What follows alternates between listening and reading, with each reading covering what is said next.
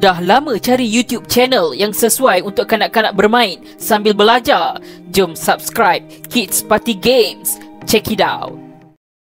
5 penjara paling mewah di dunia.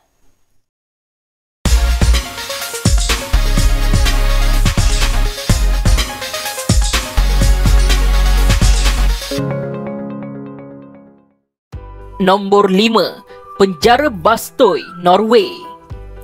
Penjara ini pernah digelar sebagai sistem penjara yang berkesan dan juga penjara paling best di dunia. Di penjara Bastøy yang menempatkan banduan dengan kes serius, para banduan hidup secara komunal dalam rumah-rumah yang selesa. Setiap banduan diberikan bilik sendiri dan berkongsi bahagian dapur serta pelbagai kemudahan lain dengan rakan-rakan serumah. Hanya satu hidangan makanan percuma disediakan setiap hari.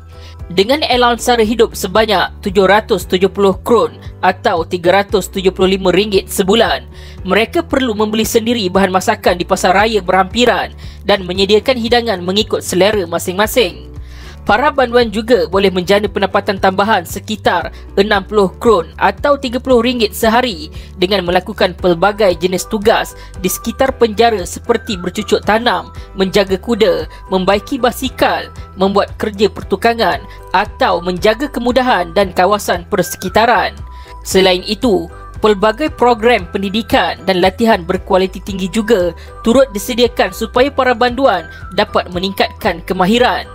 Pada masa lapang, mereka dibenarkan berkunjung ke gereja, sekolah atau perpustakaan selain melakukan aktiviti riadah seperti menunggang kuda, memancing atau bermain tenis. Setiap pegawai keselamatan menerima latihan intensif selama 3 tahun dan mereka dilatih supaya lebih mesra alam seperti seorang pekerja sosial.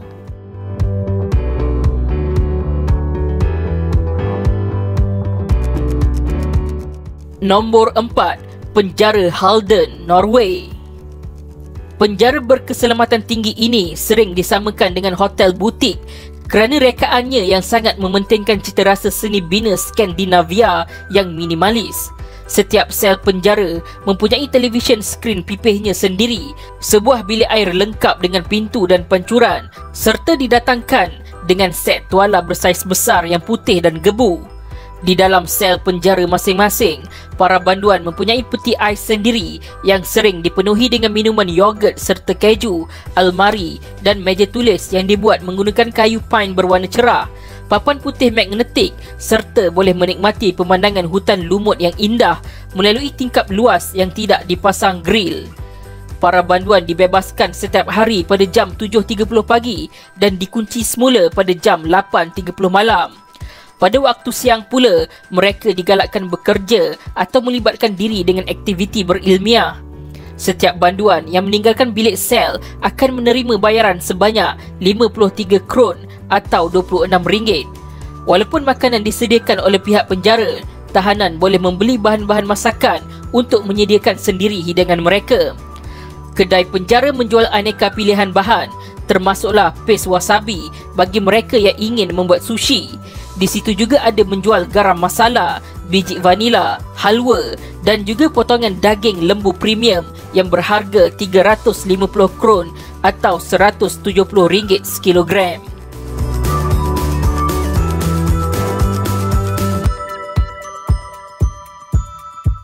Nombor 3. Penjara Storstrøm, Denmark. Penjara yang dibina di Gandslev, Denmark ini baru sahaja dibuka pada penghujung tahun 2017. Persekitaran dan seni bina kompleks penjara ini sengaja dibuat seperti sebuah kampus universiti dengan perincian perabot bergaya Skandinavian yang minimalis namun masih mengekalkan tradisi perkampungan Denmark. Menelan belanja lebih 100 juta euro atau 528 juta ringgit dan mengambil masa selama 5 tahun untuk disiapkan. Storstrøm boleh memuatkan sehingga 250 orang banduan dalam bilik individu bersaiz 40 kaki persegi yang mirip sebuah bilik asrama dan dilengkapi dengan katil empuk, peti ais, TV 22 inci, almari pakaian serta tingkap yang besar. Walaupun kompleks penjara ini dikelilingi tembok setinggi 20 meter dan ratusan kamera litar tertutup dipasang di sepanjang perimeter, banduan masih bebas bergerak di dalam kampus ini. Dipercayai kehidupan bebas ini dapat membantu memulihkan para banduan daripada mengulangi jenayah dan meneruskan hidup seperti orang biasa selepas dibebaskan.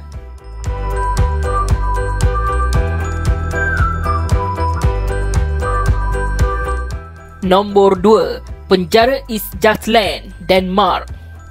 Penjara yang dibuka pada tahun 2006 ini merupakan penjara dengan ciri keselamatan yang paling tinggi di Denmark. Kompleks yang boleh menempatkan sehingga hampir 230 orang banduan ini dibahagikan kepada 5 seksyen mengikut tahap risiko keselamatan. 4 daripadanya mempunyai reka bentuk yang sama, iaitu 24 buah bilik yang dikongsi antara 48 banduan, manakala seksyen terakhir digunakan untuk mengasingkan banduan berisiko tinggi. Dari segi konsep binaan, penjara East Jutland adalah sangat moden dari segi keselamatan dan aspek seni bina. Walau bagaimanapun, landscape hijau yang masih menerapkan nilai alam semula jadi masih dikekalkan di kawasan persekitaran. Para banduan boleh menyertai pelbagai kelas dan menggunakan kemudahan 4 bengkel yang disediakan, iaitu bengkel pertukangan besi, kayu, pemasangan dan pembuatan perabot. Selain itu, para banduan juga boleh berkunjung ke gereja kecil yang berada di dalam kompleks kebudayaan, beriadah di pusat sukan, membeli belah di kedai runcit atau menghabiskan masa dengan membaca di perpustakaan.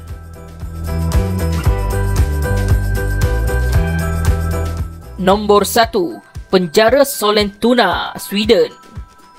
Penjara Sollentuna di Sweden juga mempraktikkan konsep peri kemanusiaan kepada banduan-banduan yang menjalani hukuman. Di dalam setiap sel penjara, mereka mempunyai bilik air sendiri serta katil yang empuk.